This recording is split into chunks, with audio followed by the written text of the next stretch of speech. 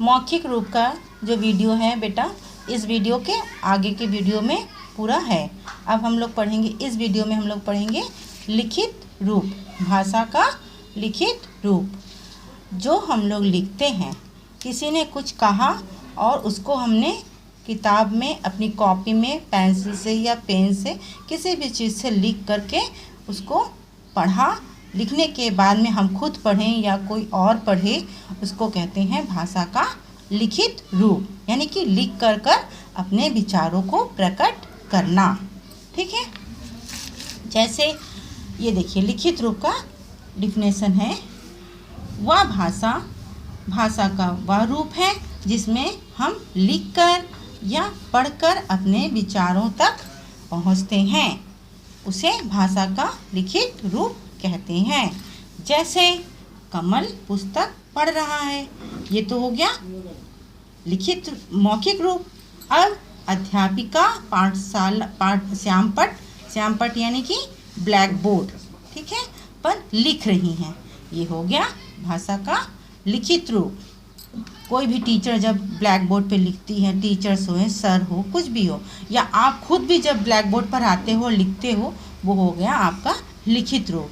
लेकिन जब आप बैठकर टीचर्स की बातें सुन रहे हो, वो हो गया आपका मौखिक रूप।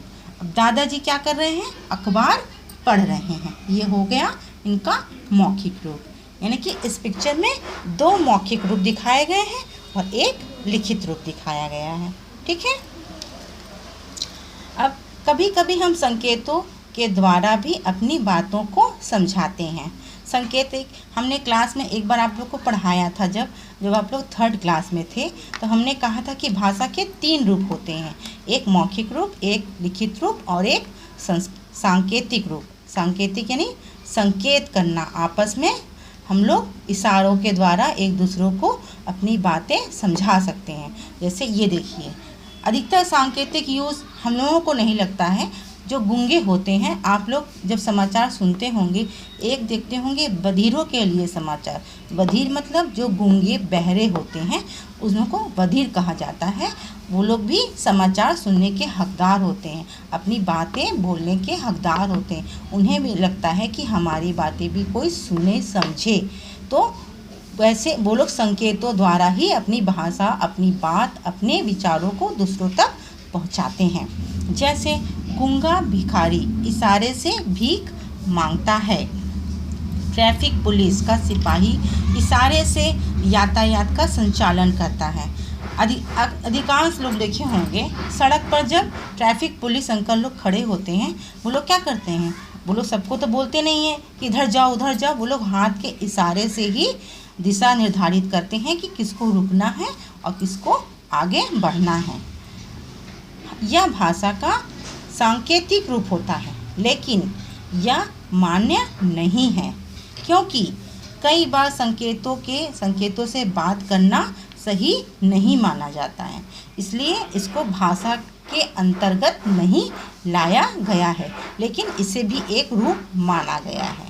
ठीक है। अब भाषाएं, ये देखिए, भारत एक विशाल देश है, यहाँ कई तरह की भाषाएं बोली जाती हैं।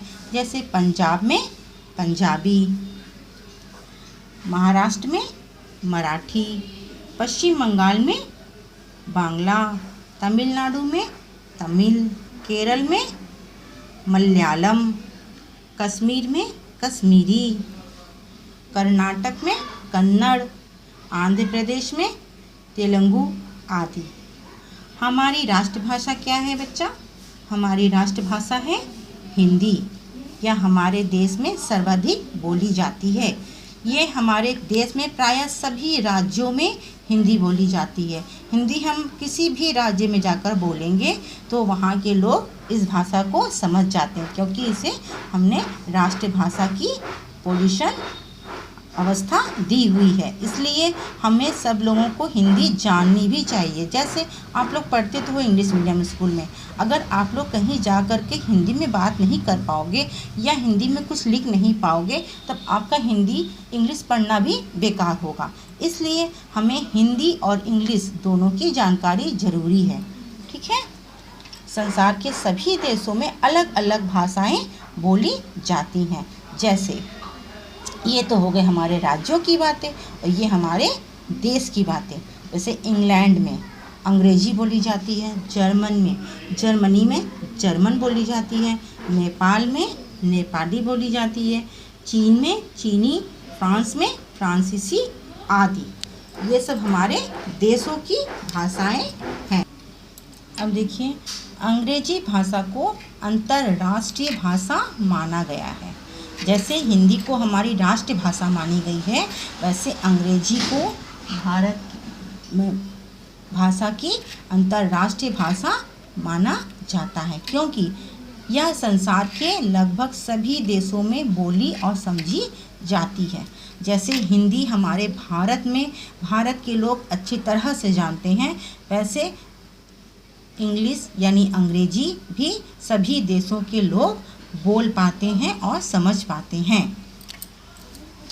लिपि प्रत्येक भाषा को लिखने का एक ढंग होता है। भाषा को लिखते समय कुछ चिन्हों का प्रयोग किया जाता है, उसे लिपि कहते हैं। ठीक है। प्रत्येक भाषा की अपनी लिपि होती है। हिंदी भाषा की लिपि देवनागरी है। कुछ अन्य भाषाएं तथा उनकी लिपियां इस प्रकार हैं। यहाँ भाषा दिया गया है और यहाँ उसकी लिपियां। संस्कृत देवनागरी, मराठी देवनागरी, फ्रांसीसी रोमन, उर्दू फारसी, नेपाली देवनागरी, अंग्रेजी Roman, German Roman, Punjabi Gurmukhi, अरबी फारसी। व्याकरण। दिए चित्रों को ध्यान से देखिए। अब इसमें क्या कर रही है? रिया सो रही है, लड़के खेल रहे हैं। ये वाक्य पढ़ने में तथा सुनने में कुछ अटपटे लगते हैं, क्योंकि इसमें व्याकरण के नियमों का प्रयोग नहीं हुआ है। अब इन वाक्यों को पुनः देखिए। रिया सो रही है, लड़के खेल रहे हैं। इन वाक्यों में व्याकरण के नियमों का प्रयोग हुआ है, अतः व्याकरण वह शास्त्र है जिसके द्वारा हम किसी भाषा को शुद्ध रूप से बोलना, लिखना तथा पढ़ना सीखते हैं। व्याकरण हमें किसी चीज़ को अच्छी भाषा में, शुद्ध भाषा में बोलना और लिखना पढ़ना सिखाता है, उसे ही व्याकरण कहते हैं। व्याकरण के 3 अंग होते हैं। कितने अंग होते हैं? व्याकरण के 3 अंग होते हैं। वर्ण विचार, शब्द विचार और वाक्य विचार। इस तरीके से हमारा यह चैप्टर पूरा हो गया है। अब आइए हम वो दोहराते हैं जो इस चैप्टर में हमने थोड़ा थोड़ा पढ़ा है। आओ दोहराएं। जो पूरा चैप्टर है, इस पूरे चैप्टर का ये सार है। वह साधन जिसके द्वारा हम अपने विचारों तथा भावों का आदान प्रदान करते हैं, उसे क्या कहते हैं बच्चों? भाषा कहते हैं। भाषा के 2 मुख्य रूप होते हैं, मौखिक रूप और लिखित रूप। कभी कभी हम संकेतों के द्वारा भी अपनी भाषा को, अपनी बात को दूसरों तक पहुंचाते हैं। वो हो गए आपके सांकेतिक रूप। हमारे देश में सर्वाधिक बोली जाने वाली भाषा कौन सी होती है? हिंदी होती है। भाषा को लिखते समय कुछ चिन्हों का प्रयोग किया जाता है, जिसे लिपि कहते हैं। हिंदी भाषा की लिपि देवनागरी है। व्याकरण वह शास्त्र है जिसके द्वारा हम किसी भाषा को शुद्ध रूप में बोलना, पढ़ना सीखते हैं और लिखना भी सीखते हैं। अब बच्चों ये क्वेश्चन आंसर है, इसके आंसर लिखकर PDF में आप लोग को दे देंगे। आप लोग कॉपी में राइट कर लीजिएगा। इसके अलावा आपको एक्सरसाइज नंबर का, खा और गा भी कॉपी में करना है, जो आपकी फेयर कॉपी है, स्कूल की कॉपी। और खेल खेल में ये क्रियात्मक गतिविधियां जो दिखाई गई हैं, इसको बुक में ही करना है आपको। अभी फिल करवा दे रहे हैं आप लोग को, इसका PDF भी चला जाएगा, देख करके ये का और खा ये आप बुक में ही फिल करेंगे, इसको कॉपी में राइट नहीं करेंगे। एक्सरसाइज नंबर 1, सही विकल्प पर लगाएं। क्या लगाएं? सही का निशान लगाएं। हम अपनी बात दूसरों तक समझाते हैं, कैसे करके? बोलकर, सुनकर, पढ़कर, या ये सभी। कौन से तरीके से? ये सभी, ये तीनों तरीके से हम अपनी बात को समझाते हैं। तो ये सही में आपको टिक लगाना है। हिंदी, मराठी, संस्कृत आदि की लिपि है। कौन सी लिपि है? देवनागरी, गुरुमुखी, फारसी या रोमन? कौन सी है? देवनागरी। भाषा को शुद्ध रूप से बोलना, पढ़ना तथा लिखना सिखाता है। कौन सिखाता है? लिपि, वर्ण, व्याकरण या शब्द? व्याकरण सिखाता है। व्याकरण के कितने अंग होते हैं? 2, 3, 4 या एक भी नहीं, 3 अंग होते हैं। अब आइए एक्सरसाइज नंबर खा पर। यहाँ पर उचित शब्दों से रिक्त स्थानों की पूर्ति कीजिए। ये सारे वर्ड्स दिए गए हैं, इस पे नहीं राइट किए कि आप लोग समझ नहीं पाएंगे। इसके ऊपर हमने नंबरिंग किया हुआ है। डैश भाषा का वह रूप है जिसके द्वारा हम बोलकर या सुनकर अपनी बात दूसरों को समझाते हैं। कौन सा रूप है? नंबर 1, मौखिक रूप। भाषा का डैश रूप मान्य नहीं है। कौन सा रूप मान्य नहीं है? सांकेतिक रूप मान्य नहीं है। डैश को अंतर्राष्ट्रीय भाषा माना जाता है। किसको? अंग्रेजी को। पंजाबी भाषा की लिपि डैश है। क्या है? गुरुमुखी। नंबर 4, डैश विचार, शब्द विचार तथा वाक्य विचार भाषा के अंग हैं। कौन से विचार? वर्ण विचार। आइए नंबर 3 पर। भारत के इन राज्यों में कौन सी भाषा मुख्य रूप से बोली जाती है? तमिलनाडु में तमिल, केरल में मलयालम, आंध्र प्रदेश में तेलुगु, कश्मीर में कश्मीरी, कर्नाटक में कन्नड़, महाराष्ट्र में मराठी, पश्चिम बंगाल में बांग्ला, गुजरात में गुजराती, पंजाब में पंजाबी, उत्तर प्रदेश में अवधी। अब खेल खेल में चित्रों को देखिए और भाषा का सही रूप बताइए। इसमें कौन सा रूप है? बच्चा माइक में कुछ बोल रहा है, ये मौखिक रूप हुआ। ये बच्चा बुक से कुछ पढ़ रहा है, मौखिक रूप हुआ। ये लड़की फ़ोन में बात कर रही है, मौखिक रूप। ये लड़का कॉपी में कुछ लिख रहा है पेन की सहायता से, लिखित रूप। ये दुकानदार के पास गया है, कुछ सामान मांग रहा है मुंह से बोलकर, मौखिक रूप। दादाजी अखबार पढ़ रहे हैं, मौखिक रूप।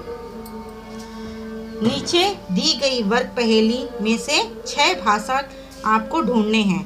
ये देखिए,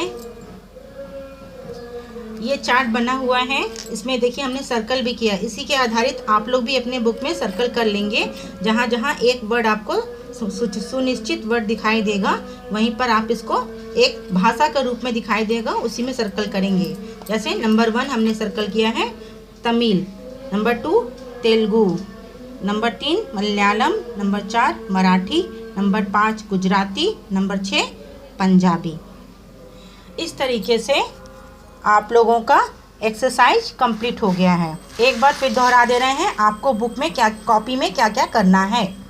कॉपी में आपको ये PDF बना के अभी हम भेजेंगे। आप लोग को कॉपी में ये क्वेश्चन आंसर राइट करना है।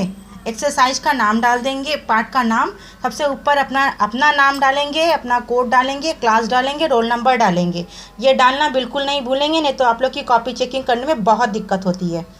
उसके बाद नंबर 1 एक्सरसाइज डाल के ये एक्सरसाइज करेंगे, नंबर 1, नंबर 2 एक्सरसाइज करेंगे, और नंबर 3 का, खा और गा, ये 3 कॉपी में करेंगे और ये क्वेश्चन आंसर मिल जाएगा, तब इसको क्वेश्चन आंसर को राइट कर लेंगे।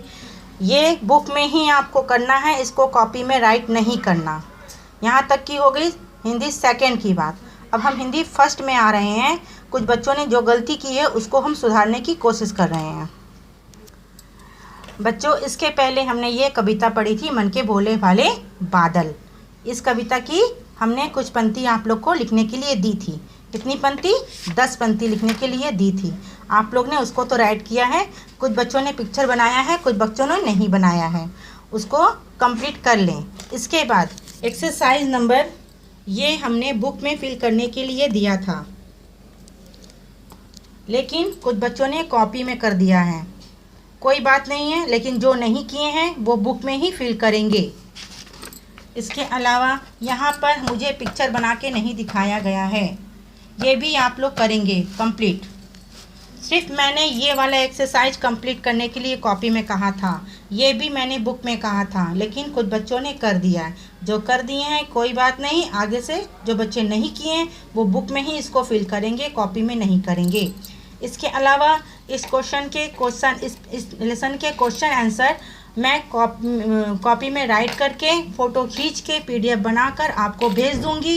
इसी हिंदी सेकंड के जब वर्क भेजेंगे उसी के संग में इसका भी वर्क भेज देंगे। ठीक है, धन्यवाद। घर पर रहें, सुरक्षित रहें।